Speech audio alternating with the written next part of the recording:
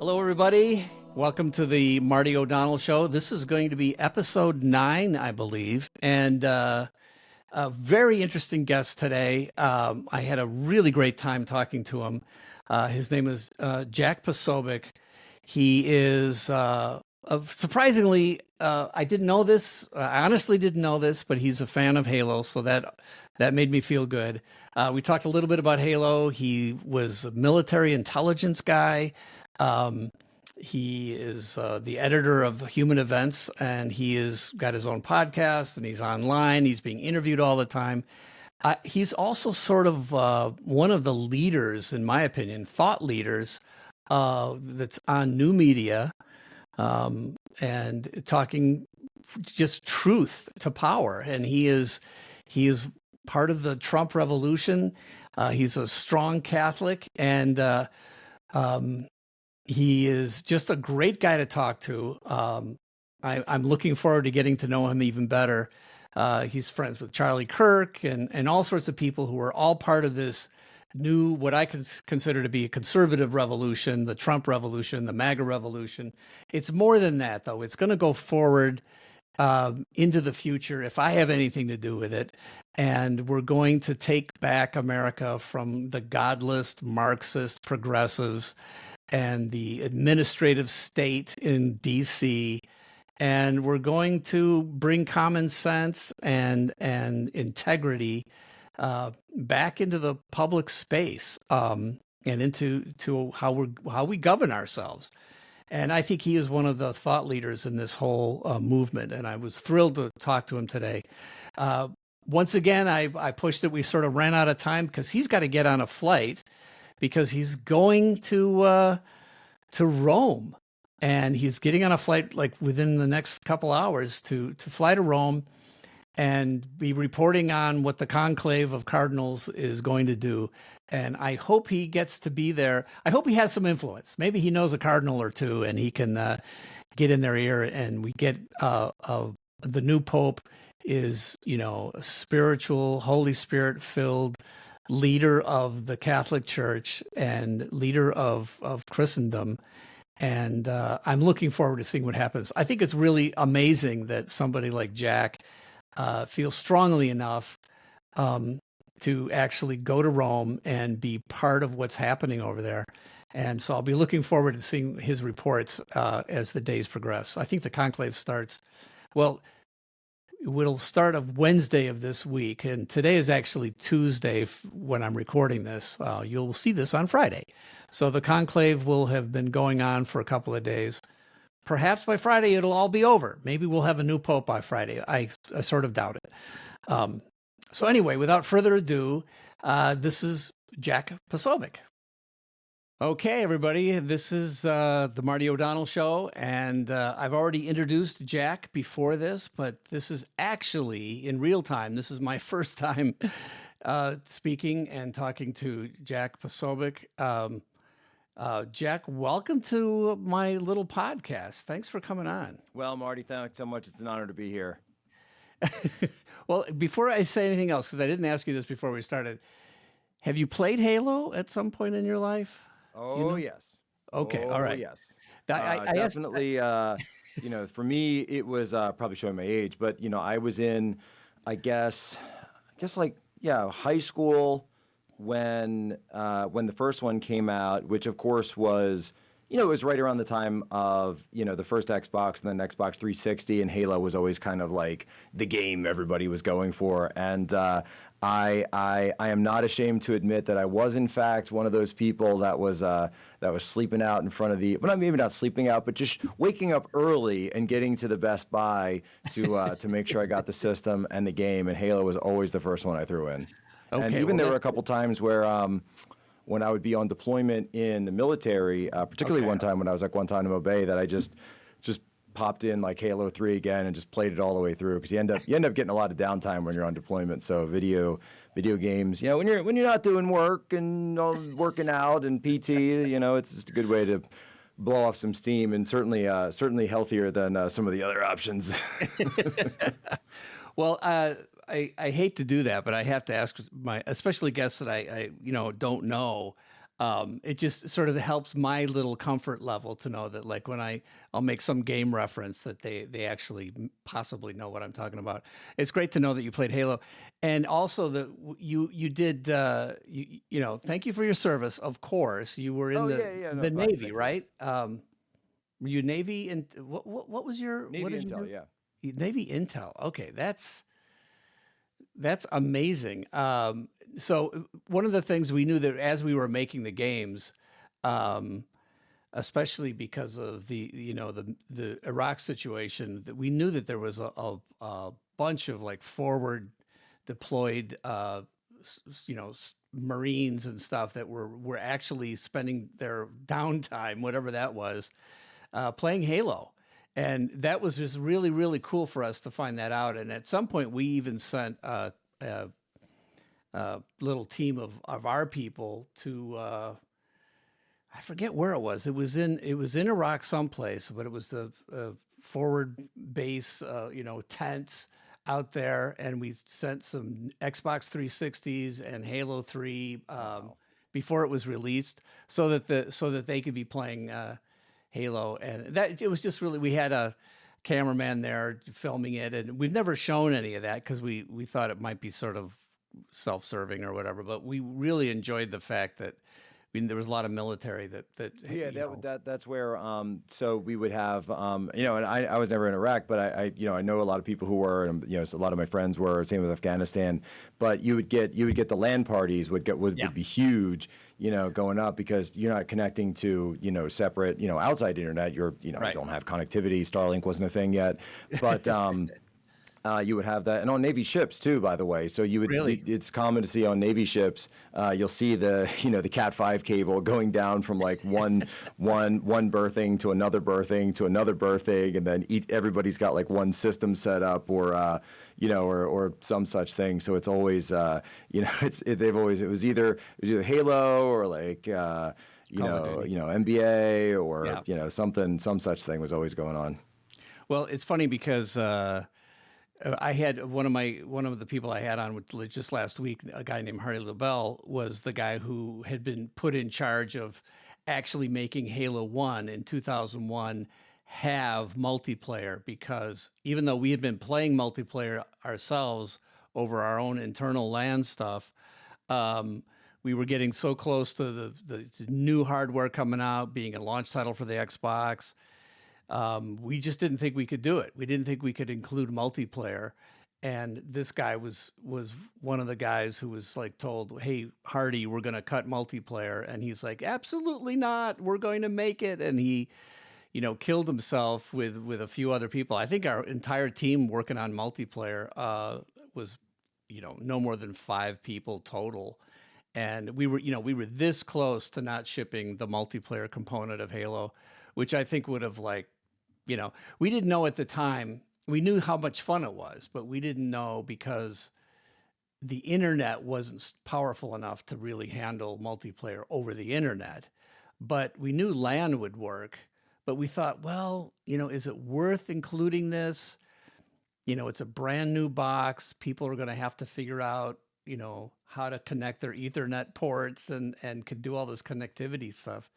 Little did we know how many, you know, military bases, colleges, you know, dorm rooms, everybody was getting Ethernet and connectivity. And it just was the perfect storm. So everybody could play immediately. So Yeah, it took it off. basically came out right when everyone was sort of learning that technology for the first time as well. So you'd have your, you know, you'd have your hubs and your routers, and everything would be lying around. And, you know, we were sort of like, oh, well, this is, you know, this is connected to the internet, and then this connects it out to everybody else. And, oh, and you connect your, and then suddenly it's like, oh, wait, this is the same cable connected to my Xbox, and now I can play games. And there'd been some attempts, I think Sega Genesis had like an online thing Yeah, that it yeah. didn't really go off. They had like the Sega Channel and stuff, you know, in the past that I remembered, but nothing. But it was really, other than, you know, PC, you know, for console, it was Right. really. I think Halo was one of the first that just kind of was the pioneer, and certainly, yeah, probably not the very first, but the one that really put it on the map. Yeah, and it was sort of that perfect storm. Like none of us really knew how much it could take off, but like the infrastructure around the world was just coming up to that level, and we just sort of dipped our game in with that kind of connectivity at the same time that everybody was figuring it out. And I'm very glad we got on that wave. It was a blast. All right, well, Jack, Well, the reason you're on my show. Throw out, by Go the ahead. way, not just blessed by great gaming and great, great gameplay and great technology, but just easily one of the best game soundtracks that I've ever heard in my entire life. Oh. It is absolutely iconic. I mean, I remember my brother saying the day he got it home that this music is going to be up there with John Williams and anything that he's done. We're Catholic, and so the Gregorian chant for us is really, really big. We're actually, I mean, I'm literally flying to the conclave later today. I know. I'm so for glad us you're on. to see that honored in such a way in the mainstream was just absolutely incredible. And it just meant a lot for us. It just meant a lot for us, especially at a time when people were coming after Catholics and saying, because some priests had done some bad stuff, Yeah, and right. all Catholics are like that. And I'm like, whoa, like I'm like 16. What's going on? I didn't, I just growing up, and we're Polish, so we pretty much only come in one flavor that way. We're Catholic, Yeah. we've always been Catholic. We're only Catholic, and it was really great. And the fact that it's up there in the lexicon is something that a lot of people, it means a lot to a lot of people, and I hope you know that. Well, I really appreciate hearing that. I was not fishing for compliments here, but I'll take them whenever they come. I'll give you a little quick backstory on that. When I was at grad school at USC, I took a class, and I was always really interested in older music when I was studying music. When I hit college, so like, Renaissance music and the early Gregorian chants and the Liber Usualis, which is an ancient book of chants and texts and so forth. But I went to Wheaton College, so I was Protestant through and through. The idea of monks chanting was new to my ears, but I absolutely fell in love with it. But I fell in love with it just from studying music. And when I was at USC, I was in what they call the ancient music ensemble, early music ensemble. And one of the things we did was we sang Gregorian chant. So, I mean, I come by it honestly. I was studying it. I loved it. I loved the sound of it. I'd even used it a couple of times in some TV commercials, believe it or not. So for me, it was a style of music that I loved. I'm a Protestant Christian, and so when I decided to put the monk chant into Halo, it was because I really wanted to give that sense of ancient feeling, the feeling of ancientness. So what's funny is now, all these years later, I'm now Catholic. I went to RCIA. I studied for 2 years. I did the whole thing. Welcome home. Yeah.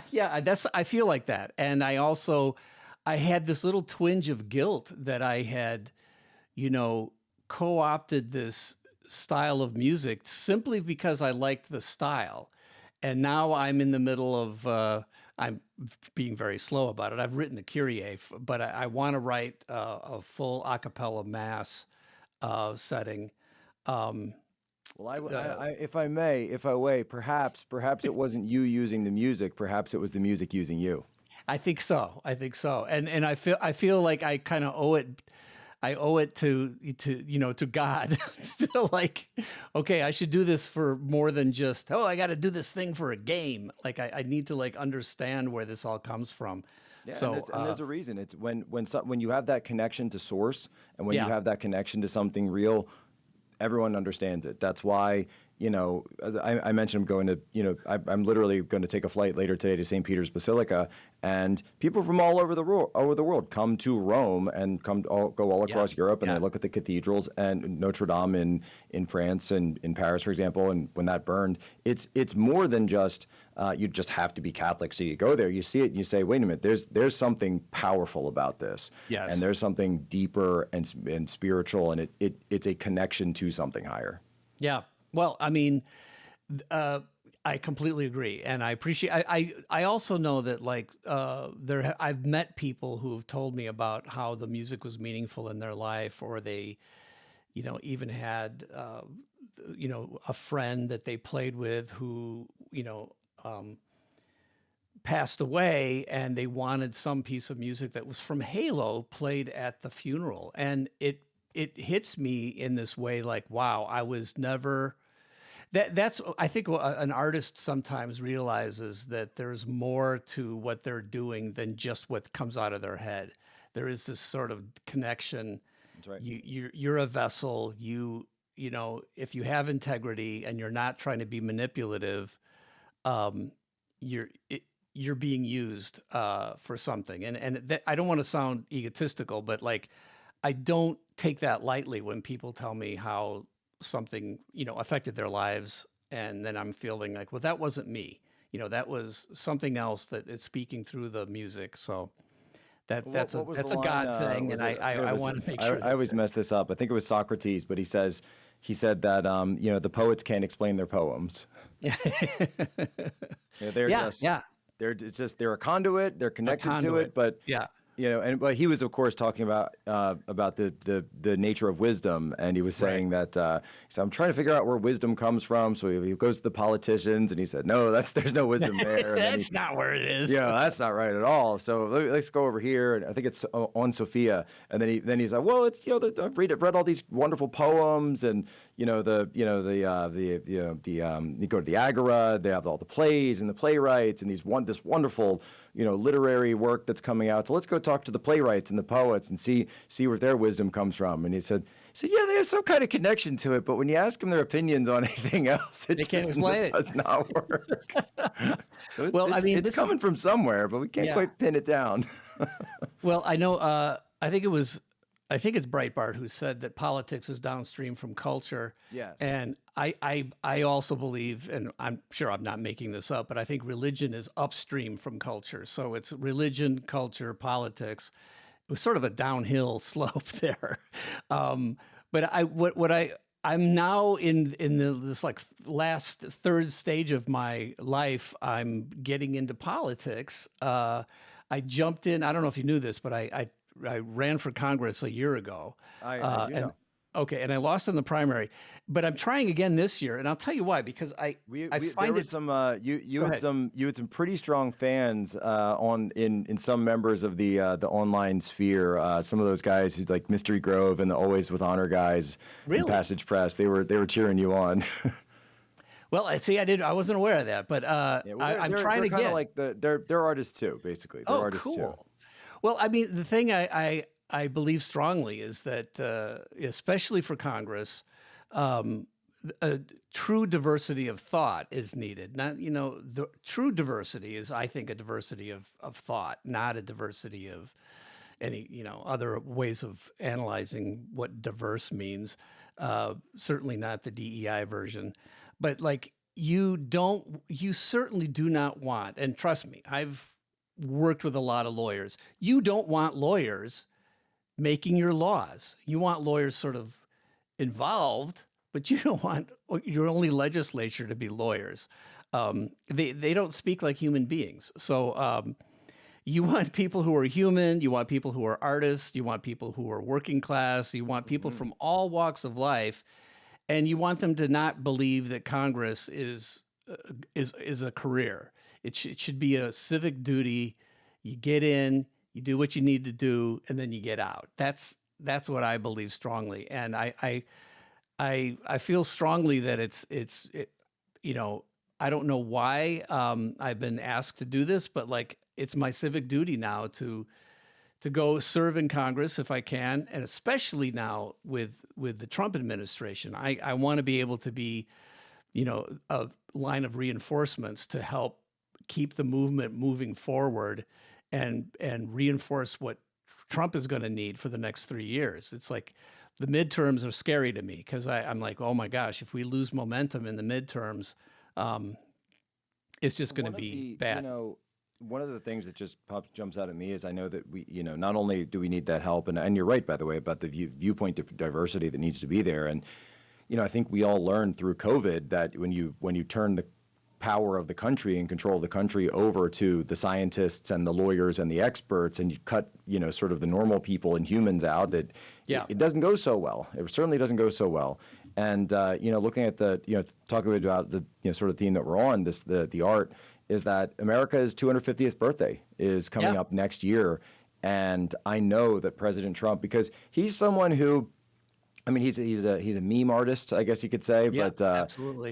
He creates these phrases and these ideas all the time. But I think he's someone who does understand the power of a show, the power of using using showmanship. And there's people who will sort of try to diminish that and say, oh, well, whatever, that's no big deal. But no, but that's how you inspire people. That's why we have the flag. That's why we have the national anthem. That's why we teach kids about the Liberty Bell and what do the 13 stripes mean and pageantry. And I was in the military, right? That's why we have all of the pageantry and the uniforms aren't. I mean, some of the uniforms are functional, but most of the dress uniforms are ungodly. There's no practical purpose to any of that. But the point is, it inspires people.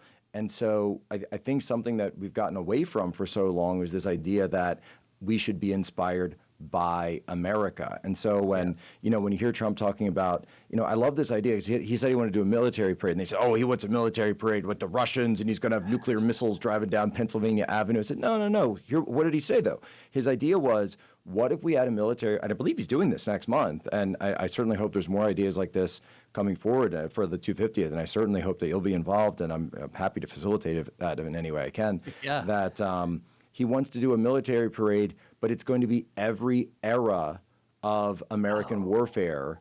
Such a cool idea, right? So the first one's going to be the colonists and the revolutionaries coming up, and then you'll have like 1812, and then some Civil War, and maybe a little controversy there, right? And then World War I, and you're going to have the GI Joes, and you're going to have the Doughboys, and then World War II comes in, and it's that's something that I think inspires people, and it connects us to the transcendent in the sense of, we are not just the people who live in this country. We are the inheritors of this country. Yes. And we are only able to enjoy the freedoms of this country and the benefits of this country because of those who went before us. And in fact, we have a duty, by the way, to hand this on to our kids and my boys, and one day it'll be their duty as well. So hope God forbid they have to go to war or anything like that, but just there's an understanding of those who came before us, who gave us that ability.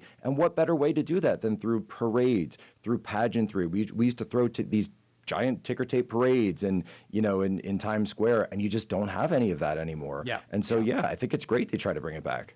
And the idea of storytelling.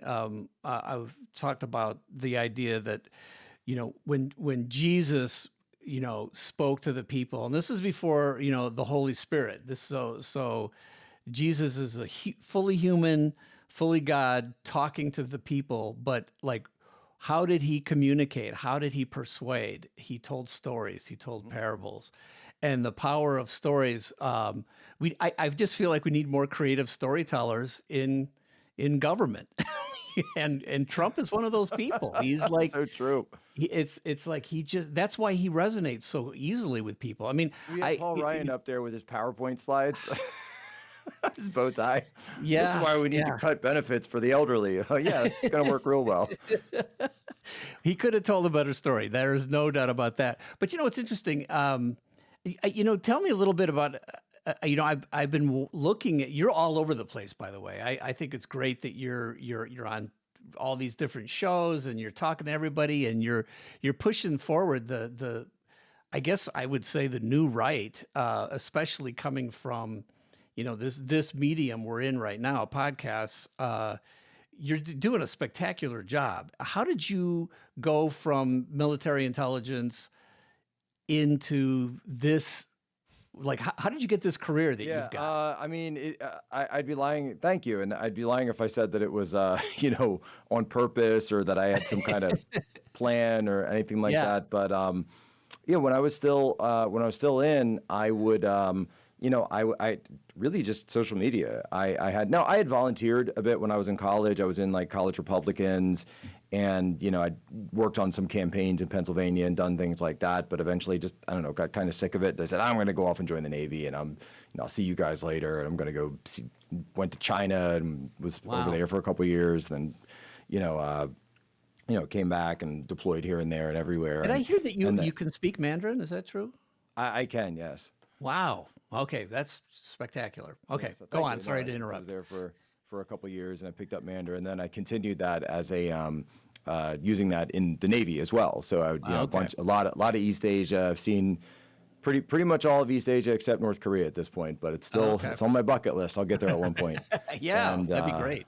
There are ways you can go as an American, and I just have to take the time to actually go do it. But it was really a 2016 moment when Trump was first running, and I had already, funny enough, you'll appreciate this maybe. I had already had a Twitter account that I had set up in 2012 that was anonymous, and the only thing I ever did on it was make fun of Game of Thrones on HBO for not sticking to the books. Wow. And it was kind of satirical at first. It was just sort of like a cut up sort of thing. I called it Angry GOT Fan, and and so I'd be sitting there like at Guantanamo, like typing as the show's live, and this guy's colors of his uniform is all wrong, and this character is supposed to be over here, and you're in the Riverlands. You're not supposed to be. You're a nerd. I like it. Yeah. I'll wear it. Like I said, I was an Intel guy. And so then the show, for folks who know, the show really started going off the rails, and so the account kind of took off, and so I had a pretty big blog following at one point, and then that was 2015. Trump announces summer of 2015. I guess we're coming up on the 10-year of that, and then that just movement exploded online, and I started going to more Trump events, and I'd always been a conservative, and eventually some people started saying, hey, you should, you're pretty good at this. You should just go ahead and use your real name. So I said, sure. You know what? Fine. I'm just going to start doing it. So it went from sort of being the anonymous guy online to the public, this is who I am. This is my real name. I'm not using a stage name or something. And eventually that just really, really took off with Trump's initial victory in 2016, and then started getting some offers from different conservative media outlets and new media outlets. And I said, you know what? I'm going to take this. I'm going to take this opportunity. I'm going to take this path, and see how it goes. And so I'm still seeing how it goes. Well, you're doing. I mean, it's amazing. I love what you're doing, and you're also like you're editor of the what's it? Human Events? Yeah. Yes. Is that your thing? Did you start that? No. So Human Events, and we also have the Post Millennial under us.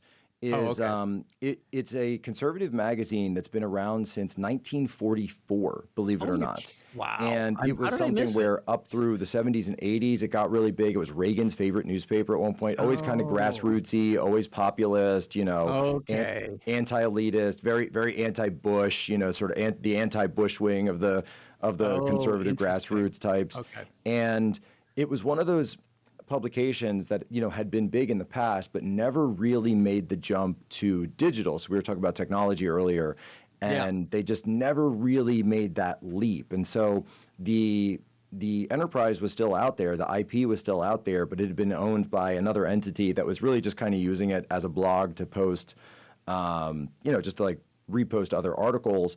And so a couple of years ago, there were some people who put together some money and said, let's try to bring this thing back.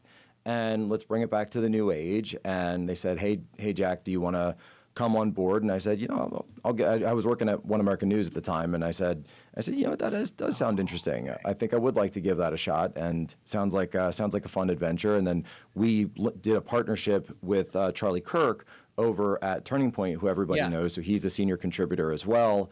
And so then we're featured at, the Turning Point events, which are, everywhere. And, he has the, 3 or 4 massive events where he brings people in once a year, and it's just grown and grown alongside with that.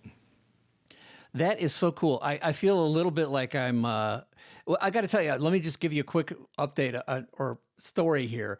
A year ago when I was running, of course, one of the things that they had me do is have a visit to DC. So for my first time, not as a tourist, I went to Washington, DC. Yeah. Well, I didn't get to kiss any rings. I did meet with a few congressmen, and I did the tour of. Actually, I just realized that literally I'm going to be seeing the kiss of the ring Yeah. tomorrow, or maybe Wednesday. Are you? Well, yeah, that's going to be amazing. Well, Are you going to stay for the whole conclave, however long it lasts? Ring on, then all the cardinals go around and kiss it. That's where the phrase comes from. That's it. Okay. The fisherman's ring. Yeah, that is so cool. Well, we'll get back to that. But again, before, I'm going to just tell you one of the things that happened for me. It's all connected. Yeah, it is all connected. Absolutely. But I went to the Heritage Foundation. I was a speaker at the luncheon that they have, and I talked to the Club for Growth people, and I went to all these great conservative places. Now, this is a year ago, right? And when I was done with that, I was like, well, I'm a principled conservative, as you say. I think you say this, the 2024 coalition is, I'm going to read this, a vibrant, unruly alliance of working class voters, cultural dissidents, and principled conservatives. So I'm the principled conservative coming into this group. So I'm a little bit slow on understanding the whole picture, and watching some of your stuff and getting into the new media stuff. I'm seeing like, wow, there's this huge group of people that are all just coalescing. It's super exciting. But as a principled conservative, I'm a little bit like, okay, wait a minute, how's this work? Who are all these people? Like, how do we navigate this? Yeah, no, the landscape. I mean, it's the same for us. And then, there's sort of new people who come in. There's people who kind of check out, and it's constantly in flux. So I my condolences that if you're actually trying to figure out who's who in the zoo around here, because we are certainly quite the carnival. Well, I'm loving it, but because what I was going to tell you is that after I got done with my DC trip, I was like, doggone it, I wanted to see action and anger and frustration, and what I saw was a bunch of conservatives in Washington who were just very comfortable. Like, they said all the right things, but they weren't doing anything. And then it dawned on me that I'm the same way.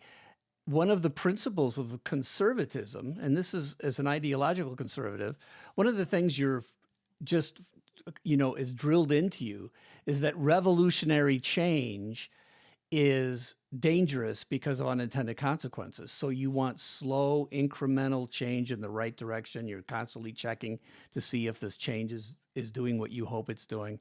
And I get that. That's actually very intelligent. That's a smart thing. But that's not what our opponents have been doing. Opponents. You're referring to Chesterton's fence, and G.K. Chesterton had that great line about never remove something until you understand why it was there in the first place. Exactly. And so that's been drilled into me, and I was like, well, how can you be a conservative revolutionary? And to a certain extent, I don't think you can. You have to. What I'm seeing now is this. The Trump revolution, the MAGA revolution, and it's drawn in people from all sorts of different ideological places and people who are not ideological at all. So what I'm seeing is this change that's starting to happen, that's happening extremely fast, is absolutely important, and it's the only way to sort of excise the Marxist, godless, progressive cancer that has been pushed into our system for the last more than 50 years. So I'm like, oh, a year ago, I didn't see any possibility of real change, and I didn't know how change could happen. And then, Trump, the debate, the assassination attempt, the convention, J.D. Vance, it all started coming together. And I'm like, oh my gosh, it's happening. This is it. So now I'm like, now I want to get in, because a year ago I thought, well, I'd just be sort of this weird conservative revolutionary voice with no power. And now I'm seeing, oh, these people have really grabbed power and they're doing something with it. So I don't know. What do you think about that? No, I think you're exactly right. And believe me, the guy who wrote the Halo Reach soundtrack is a guy who has a lot of power. I'm just saying. And that was Well, thanks. phenomenal. And no, it's and we do have a number of Stephen Limbaugh, who's actually the cousin of Rush Limbaugh, is a very, very strong composer in the space as well. And there's Amanda Milius, who's the son of John Milius, who made all of the great films, and she's now a documentarian in the movement, who also worked for Trump in the first admin. But her father, John, of course, everybody knows Apocalypse Now, Red Dawn, the Rome TV series on HBO before they pulled the plug on it. Oh, Rome should have kept going. That was such a great of course series. it should. It was too good. They had to pull it off. They had too much truth, and you can't let the people see that. Yeah, and just a million other things that I'm sure. He did the USS Indianapolis monologue of Jaws, and the story goes that he just ad-libbed it to Spielberg over the phone one night, Wow. And just this incredible writer. And there's rumors. Amanda denies it, but there's also rumors that he did an uncredited rewrite of the first Star Wars script as well. She denies it, but I'm not sure. She also tells me, by the way, that his passion project, and she also tells me he's got scripts that have just been lying around for years, because even though Hollywood put him on the blacklist, he never stopped writing. I didn't know that. Okay. He never stopped writing. Oh, so, and she said his number one that he wants to get done is he's got a script for Genghis Khan. Ooh, okay. And he did Conan, obviously. He did Conan Barbarian, which put Arnold Schwarzenegger on the map, and all of this stuff. And so he's, what is best in life, this kind of stuff. So Genghis Khan, the Conqueror, would be incredible. I'm sure the script is just incredible. And so the idea, I think, of being a conservative revolutionary is that you're sort of, it's not ideal, right? But sometimes circumstances force you into revolutions, just like the founders were, of course, revolutionaries. And the circumstances in this case being that, take Chesterton's fence again, it's like we've come up and the fences are all down, and we've discovered that all of the fences are gone, all of the guardrails of our civilization are gone. Criminals are being allowed out, literally, in that sense. There is no gate on the prison anymore. They're allowed to roam free and harass our wives and children and do whatever they want, do whatever they please. Rampant open drug use everywhere. Illegals invading the country at clips of millions of heads a year. And at some point, you realize that, okay, those checkpoints now are being guarded, right, by heavily armed Marxists and communists and Antifa, which there's Antifa up at the University of Washington right now as we speak, going after, a couple, Riley Gaines and Olivia Krolchuk, who are a couple of, student female athletes that, didn't want to have to compete against biological men, and there's, holding revolutionary warfare to stop them from being able to just speak. And that's actually going on today in Seattle. And so at some point, I guess the way I look at it is, at some point, just like the founding fathers, they have to say, what, the debate's over. You just got to fight back. Yeah. And you got to get them out of the way. You got to retake the checkpoints so you can put the fences back up where they need to be. Well, that's a great point, because I've been thinking a lot about The Boy Who Cried Wolf, which is a spectacularly great Aesop's fable. And the moral most of the time is, well, if you lie, people will stop believing you. But I don't think that's the true moral. The moral that scares me, that I take away from The Boy Who Cried Wolf, is that when the people no longer trust, the sheep die. And that's what scares me, because the expert class that we've, and all of our institutions have completely lost the trust of all of us, like on all sides. We have no place to go for, I talked about with Oren McIntyre about, epistemology and how do we determine what? He's a good friend? Oh yeah, he's a cool guy. I mean, I love meeting all you young intellectual, conservatives, but you have a whole different power. You have a whole different power thing. I'm just a knuckle dragger. Well, I like knuckle draggers. But just talking about how do we determine truth? Where do we find truth? And the scary part for me is the sheep will die. And I actually think, I don't know what that means exactly, but I think that we can't get away from when something comes down the pike now, there's no place for us as a society to go to say, well, here's what's true, and this warning that's coming. For example, if if an actual pandemic that's killing people actually shows up, we're going to say, oh yeah, I don't believe it. I mean, because we won't believe the quote unquote experts who come and say, you got to do this now. We're going to say, yeah, we're not going to get fooled again. So if it's true, if it's a real thing, we're not going to have the institutions to sort of support our understanding of what's true. And so that's it's just a concern for me that. Well, I think that's right. And by the way, just to add Go ahead. on, you see this with Zoomers a lot. So Gen Z, Yeah. and this is so, it's all generational. So it's like I've always said that one of the reasons that, it's like the 65 plus are the most anti-Trump, because those are the ones who still believe the institutions, because the institutions by and large worked for the baby boomers. Country was great for baby boomers. Awesome. Vietnam, yes, understood. But the rest of it, awesome. So good. But then for millennials, stuff started kind of cracking up with the financial crisis. You have 9/11, you have the Iraq War. And then with Zoomers, what's interesting is they come up with no institutions, right? So they have nothing. So that's where nihilism seeps in.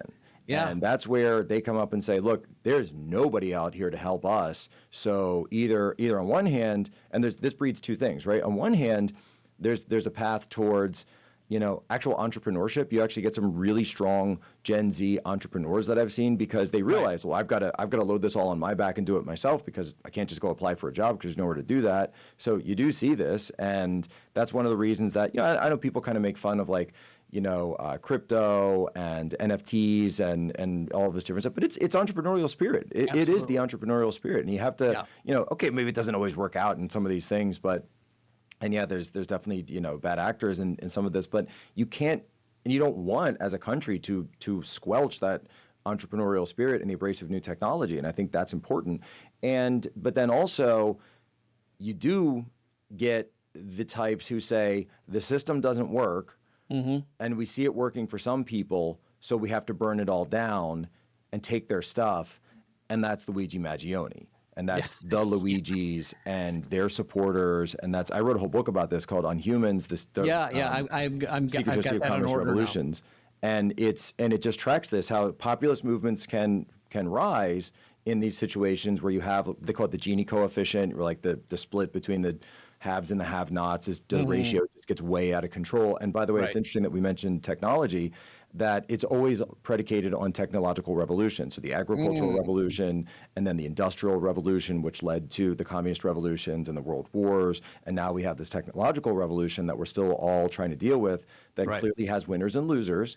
And the point of, I think, the Trump movement is to say, okay, we understand the situation has gotten this way. We're going to say, why don't we do policies that take those who are middle class, working class, and raise them up to a better level, whereas you get the Marxists who say, we're going to tear everybody down. Right. And that's a pattern that has played out in Russia, in China, in Spain, even all the way back to France in the 1700s. Yeah.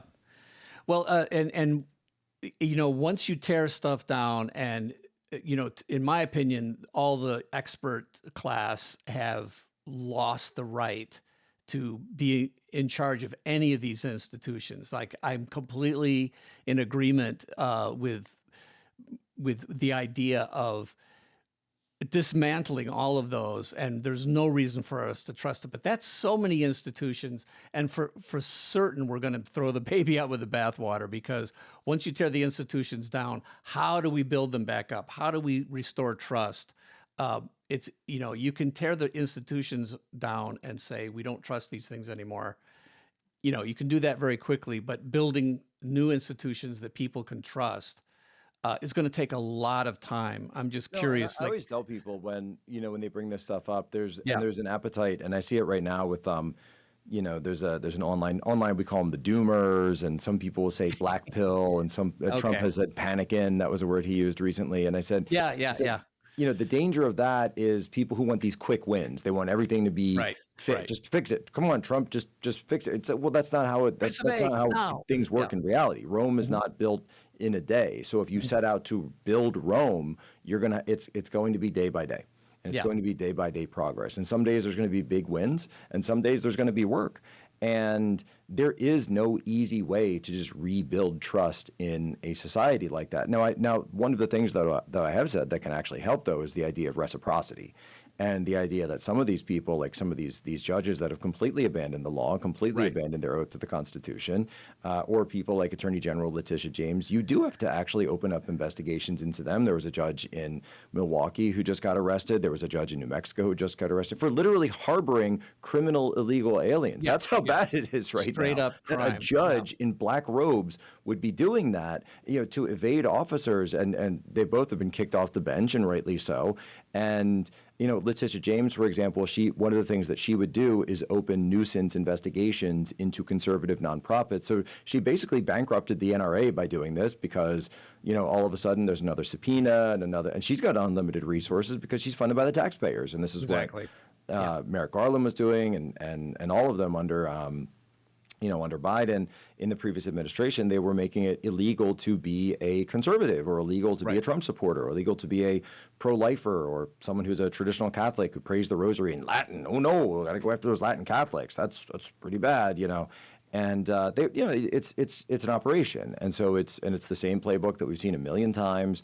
And what they do is they do it to bankrupt you, to waste your time, to bankrupt you. So you're spending all your time and money doing that. And so I see that Letitia James, now there's some issues with her real estate paperwork. And I say this is so perfect, because it's exactly what she was doing to Trump, to Trump supporters, and there was a immigration reductionist organization down in West Virginia that she was going after, and they won't even tell them what the crime is. They just throw you a subpoena and say you have to respond, and they'll just do it over and over and over, and it's crazy. So you need to use that reciprocity against use it against specific bad actors. So we call it the iron law of exact reciprocity. So it's not you can't have these blanket. We're gonna. Everybody who's registered a Democrat is not pulling your IRS. No, or like they're saying Elon Musk was going to steal everyone's Social Security data, which is funny because he ran PayPal, he already has all your data. He's got all the data. But you do need to have some examples, and I think that's a way to take the bad actors or potential bad actors and say, you know what?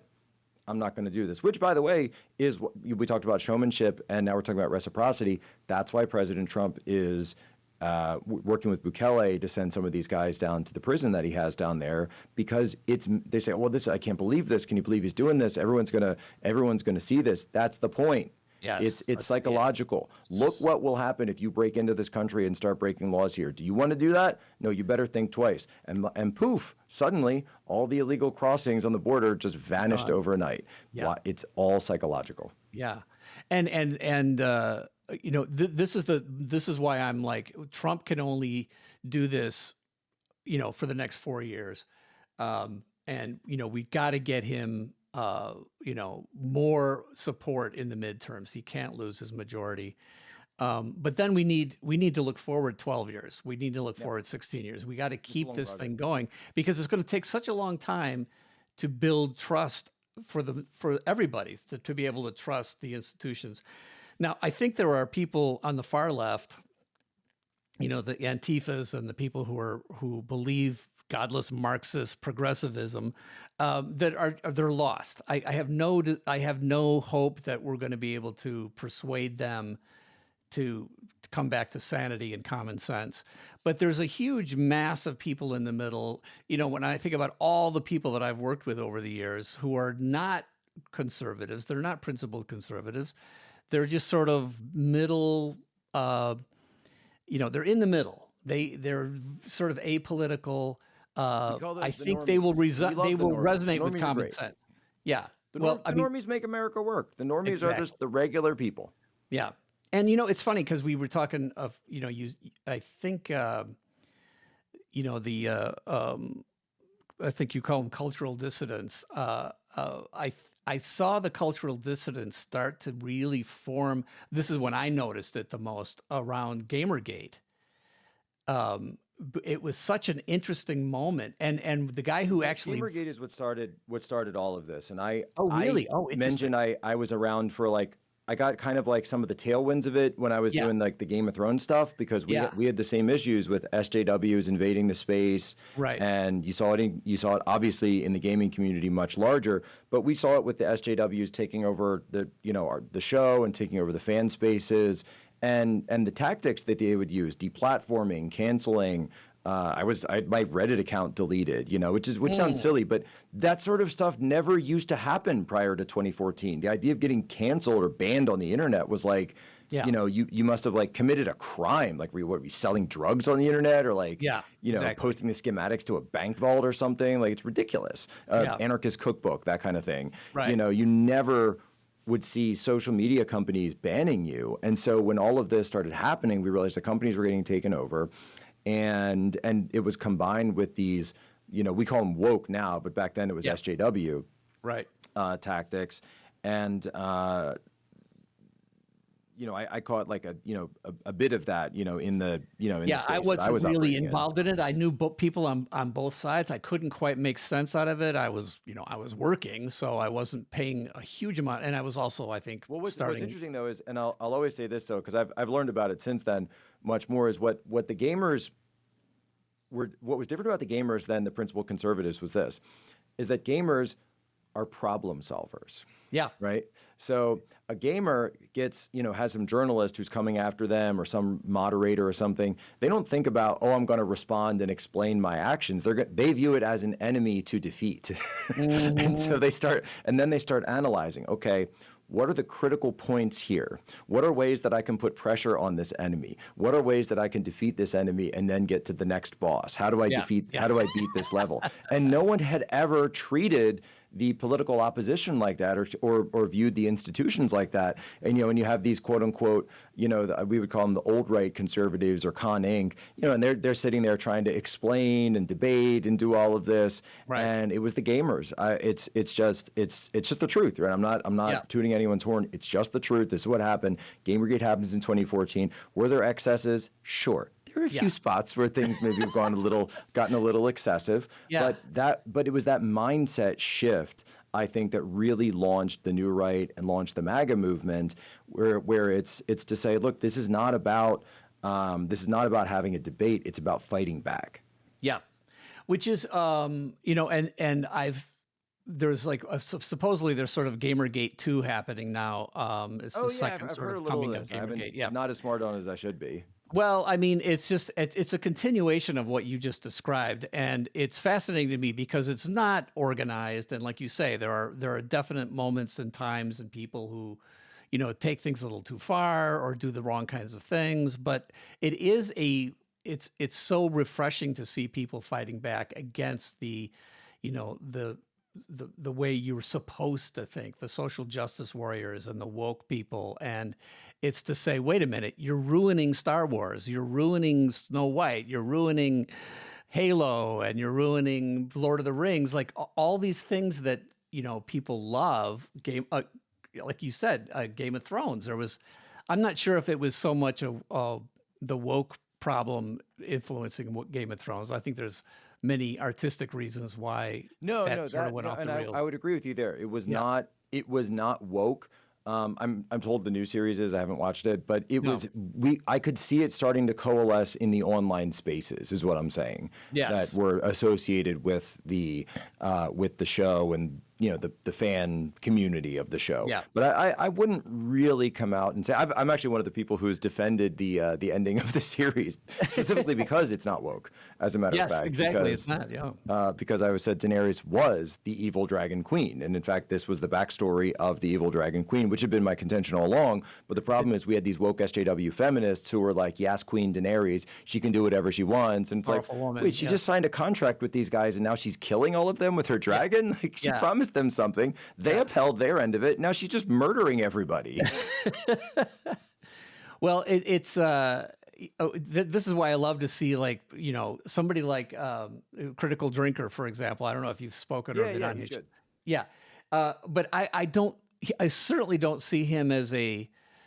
I have no idea what his politics are. No, I couldn't tell you. He's not really an ideologue.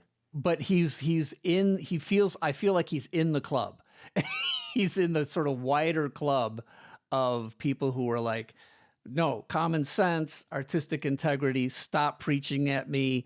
There's good writing. I mean, I feel like he and Andrew Klavan would get along great, even though they're probably, Andrew's a Christian and a artist and a writer, and Critical Drinker. I don't know what he does other than he's hilarious and he's really funny, and I agree almost entirely with everything he says. But that, I feel like this movement is broad enough to include people, that are not necessarily politically conservative or even Christian, right? But they see that we've gone away from just common sense and integrity and decent art. So I'm like happy about that. No, I think that's right. And it does eventually, it really comes down to what is a good story. And if you're trying to tell a story, a good story is something that connects to the real, it connects to the truth, it connects to the divine, it connects to the transcendent. Well, those, of course, that's the highest level of story. I'm not saying every story does that. Yeah. But in wokeness, the way that and leftist politics works is the highest value is loyalty to the party. So loyalty to the ideology. So what they would view the best story of would not be, just almost cliche at this point to say it, but just to take the Snow White scenario, because it was just an act of cultural vandalism. The reason that Snow White has been around for 200 years as a story is because it speaks to true archetypes. The damsel in distress, the wicked queen, the knight in shining armor, the purity of the woman that is corrupted by the apple, which of course is a reference to Genesis. It's like just it's all there. It's all right there. Yeah. And then but if you don't view that, and whereas leftism is a complex denial of reality, and so you view a good story as which, and she said, I think that is which Rachel Zegler said, that it was outdated. Well, in her view, a good story is one that subverts all of that, and where the knight is. Well, he's not a knight, by the way. I think he's like a thief or something in the new one. So you're already deconstructing that, and they turn Snow White into this revolutionary figure who's leading this like woke revolution of like a BLM type group against the white fascist queen of the queen of the kingdom, of her stepmother. And it just completely changing the story to be this sort of like woke empowerment kind of tale where the guy's not necessary or something. And that's nothing to do with any of it. And so, but to them, and I think about this and I say, people say, well, wait a minute, are they doing this just because they want Snow White to tank? I say, no, because in their thinking, and this is something that I think a lot of my colleagues, I guess, kind of in the conservative commentary space don't always agree with, but I think I have this right, is to them it's not cultural vandalism. They actually believe this is better because they are true believers. They are actual true believers, and they believe it's better. And by the way, they like that it ticks you off because they hate you, and so they therefore hate anything that you like, and so they enjoy destroying something that is a beloved, children's story because it ticks you off that much. The same way they love being able to destroy Star Wars and include there was I don't know if you heard this, there was a sexual assault scene in the latest Star Wars show where I heard something about that. Yeah, there's an Imperial officer who is you'll love this. He's rounding up undocumented refugees. There it is. On the nose. They're so obvious. You want to know how on the nose it is? Here's the dialogue. We know you're illegal. We've been counting visas. Oh my God. Actual dialogue. Just pure nonsense. It's not even good dialogue, right? No. It's not even good propaganda. It's like if you're going to propagandize, like at least give me something here. I can't work and with this. propaganda does not last. That's the thing. People artists who engage in propaganda, this sexual assault, and then of course she kills him and becomes a whole thing. But again, that is in a series, Disney Plus, which is, we know Disney Plus, it's marketed towards children. Of course, it's marketed towards children. Right. That's the entire point. And I'm sure, and Star Wars, I don't have it, but I'm sure when you turn on the app, Star Wars is one of the first things you're going to be presented with, especially if there's a new series. And so, because we do have a smart TV, we just don't have that. But, my kids will see that, don't click on that. And they're, and now all of a sudden, this is what you're being fed with. Well, the travesty of the woke trashing all of our beloved tales by making them into propaganda for their purposes, from Game of Thrones, well, not Game of Thrones, but Lord of the Rings, the version on TV. And I mean, I hated what happened with Halo on TV, and some of the classic games that have been, infected by the woke mind virus. Is just the thing I like is the fans are saying, no, we've had it. We're no more. We're not buying it. We don't want it. We're not going to accept it. And, the fact that this is now starting to change is such an encouraging thing. And I'm thrilled by it, and I'm thrilled to see all these people coming out of the woodwork and saying, we will not let this happen anymore. But one of the things I want to say, getting back to a story, when I was in Washington a year ago, I was at the Heritage Foundation, and it hit me that what I wanted to, if I could sum up my opinion about what needs to happen in DC, it was, we need to take the Ring of Power and throw it into the fires of Mount Doom. And, I had a lot of people clapping, and I'm like, yeah, but I don't have a clue how to do that.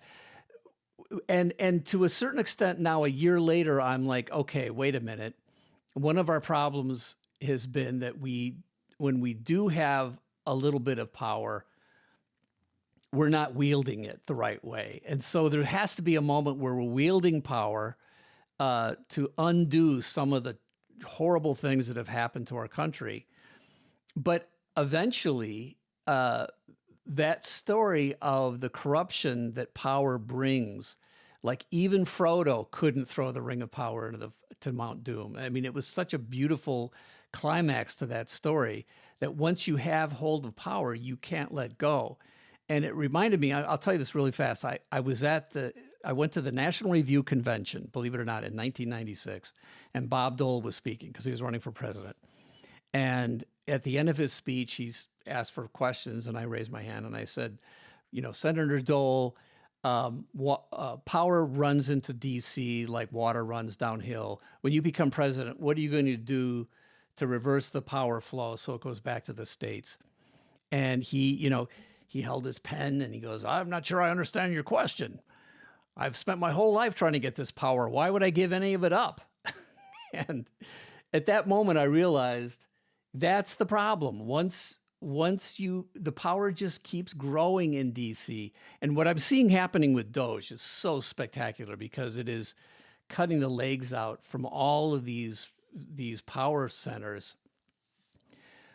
But if all we do is replace the people who have power and we keep that same amount of power in Washington, and instead of focusing back on the enumerated powers that the Constitution gives the government and the Federalists who say we need to have more power in the states, if we continue to grow the power, but we have it in the hands of people that we agree with, that will, I'm concerned that this is, I'm not clutching my pearls here, but I am concerned that the thing that will happen that always happens with power is that it will corrupt, even the people now that we believe should be wielding power. So how do you see sort of the wielding of power for good and then the relinquishing of some of that power? Or do you agree with that idea? Well, no, that's obviously the threat. And, there's been a number of people in a number of instances where this has come up already in the admin. You had people who were urging President Trump to start another Middle East war at one point, very, very recently, just pick a fight and don't don't worry about diplomacy and just go all in and start bombing stuff. And that was fought back against. And there's also been, by the way, ideas when you're looking at some of the Medicare and Medicaid spending as well as education. So I would say education is probably the number one thing that they're looking at turning back to the states on a case-by-case basis. Totally and so much of this comes down to personnel. I've come to learn, and certainly through the experience of the first Trump administration, that personnel is policy. And so the people that you put in there, and it's going to be a knife fight, and it's a fight every single day on some of these positions, even stuff behind the scenes that never really spills out into the public, to try to find the right people who are really on board with this idea of, as you say, being willing to cast the ring into the fire, which ultimately, and you do correctly say, a lot of people get that wrong, that Frodo did not throw the ring into the fire. It was actually Gollum reaching for the ring. And not that you would get it wrong. But that's a super important, there's two things that are super important in that story. And so, what they've got with Linda McMahon right now over at the Secretary of Education, and Trump makes this job all the time. He said, I'm appointing you the Secretary of Education, but I also want you to be the last Secretary of Education. And your job is to dismantle this place. And I do think that in the same way that people, I get hit up by reporters all the time, and they'll say, well, aren't you just a sycophant? Aren't you just, going out there and doing rah-rah? And I say, no. I said, we have to hold them accountable, anyone who we put in these positions, to actually stand by the things that they promised, that they actually have to keep their promises. So whether it's deportations, whether it's dismantling the education department, there's various things, and certainly there's going to be roadblocks and fights along the way.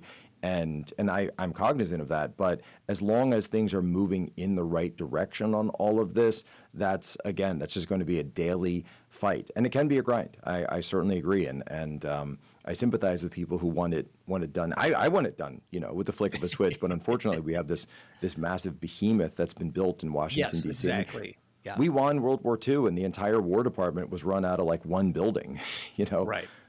Which they should totally change that back, by the way. I agree. And now we have this giant complex, and we can't win a war. So it's clearly gotten too wrong. But it's almost like, having worked in entertainment in a sense, I think you'll get this. So DC is like a one industry town, right? And the industry, of course, is government. So in LA, it's movies. So even though it's kind of like movies are moving out of LA, but you know what I mean.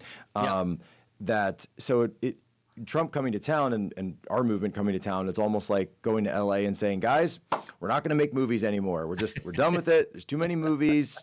LA's been doing too much of it. We're not going to have it anymore. I mean, you'd be run out on a rail. You'd be tarred and feathered. Well, that's basically what we're trying to do in DC, and that's why the system response has been this sort of pathogen response that we had. They view us as a direct attack on them because, well, we are. We are dismantling all of this, and it's just gone too far, and it's gotten too much. Unfortunately, we do have the American people on board now because we won the popular vote, and I say that to reporters too. I said it to Jamie Raskin recently, and he was not very happy about that, and he sent his union thugs after me. Oh, I saw that. Yeah, He said he's the voice of the people. He said, I'm the voice of the people. We're the representative people. I said, wait, you lost a popular vote. You lost 7 out of 7 swing states. You're not the voice of the people. You're not the representative people. Donald Trump is the representative of the people because that's who they voted for. Yeah. He didn't like that. Ladies and gentlemen, I see that we're getting to the end of the time because Jack has to go to the conclave, which I think is spectacular. I'll be watching everything you report from Peters. There. That's so The Vatican needs me. Yeah. Okay, well, Jack, this is a great conversation. I feel like we're just scratching the surface. I hope we can do this again sometime because, and I hope we'll meet sometime because if I'm coming to Washington and, we should get together and join forces and fix things. Come on in, and I'll get you plugged in with the guys who don't just want to sit around, with the guys who like action, as Steve Bannon says at the War Room. Okay, great. All right, Jack, thanks so much for coming. Have a great flight, and say hello to the Cardinals for me. God bless. I certainly will.